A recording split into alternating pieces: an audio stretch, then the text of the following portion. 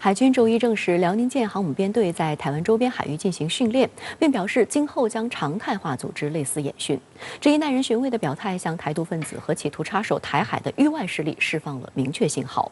不过，针对辽宁舰航母编队的最新训练，台外事部门负责人吴钊燮仍然扬言，如果大陆发动袭击，台湾将奋战到底。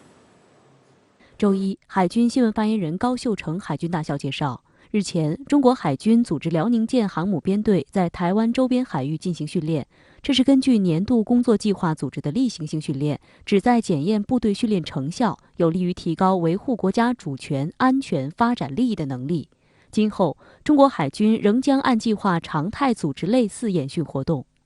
新加坡联合早报报道称，这是解放军航母史上最大规模的出航任务。观察指出，这是人民海军首次官方点出训练地点是在台湾周边海域，警告台独势力及企图插手台海事务的外部势力的用意十分明显。海军发言人还强调，今后仍将按计划常态组织类似演训活动，意味着与军机常态化在台海巡航一样，中国的航母编队在台海的演训也将常态化。这是中国航母战斗群战力形成后的自信的表现。因为台海毕竟它是一个比较敏感的海域。我想呢，这一次辽宁舰的这种训练呢，它确实是一种按照年度安排的例行的训练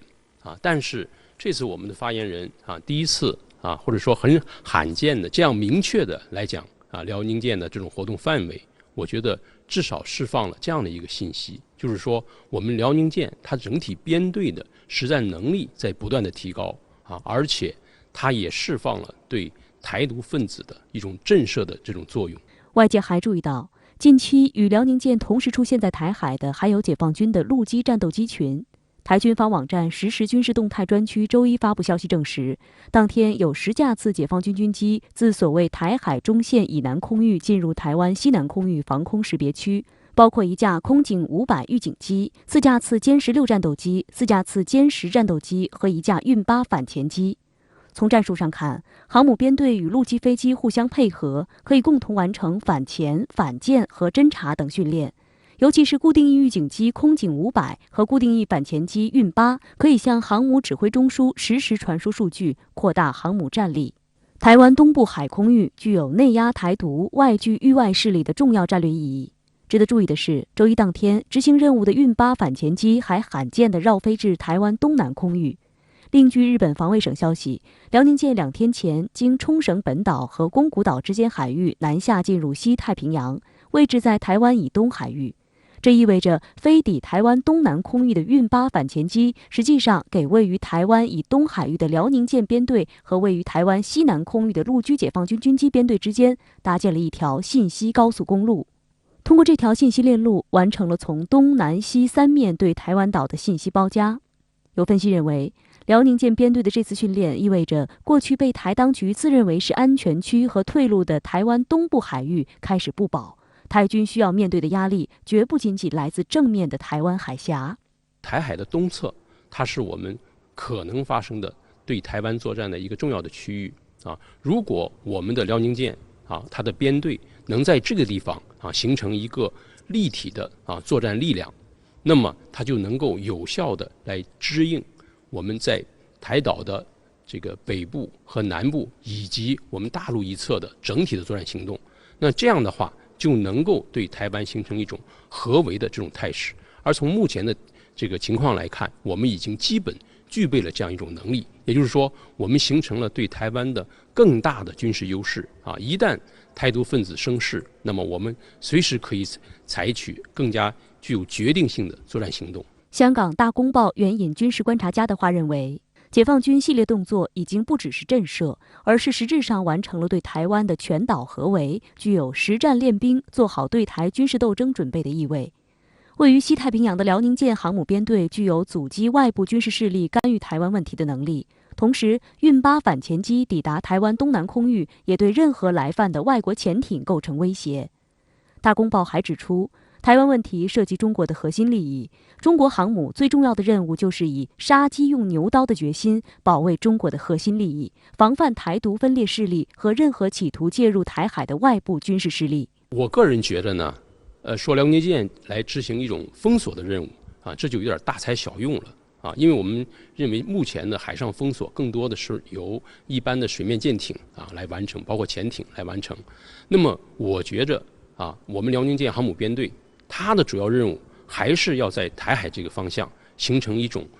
更加具有优势的制空制海权。随着辽宁舰编队它的这个训练水平不断提高它的入役的现代化的军舰不断增多，特别是055这种大驱。那么它的整体的作战能力也在不断的提高，应该说它可以在这个台岛以东这样更广阔的水域上在比较大的范围内形成对海和对空的这种控制权、综合制权。然而，台湾民进党当局仍企图挟洋自重，以武拒统。台外事部门负责人吴钊燮周三扬言，如果大陆发动袭击，台湾将奋战到底。他还称，台湾决心提高军事实力，并在防务上投入更多，竭尽全力提高台湾的防御能力。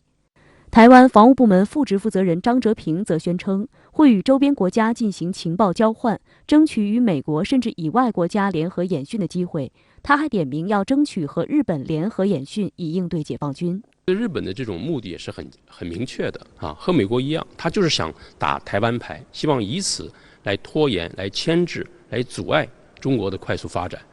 我们知道，从近代以来，日本一直是这个东亚的强国，或者说世界的一个强国它一直是以亚洲的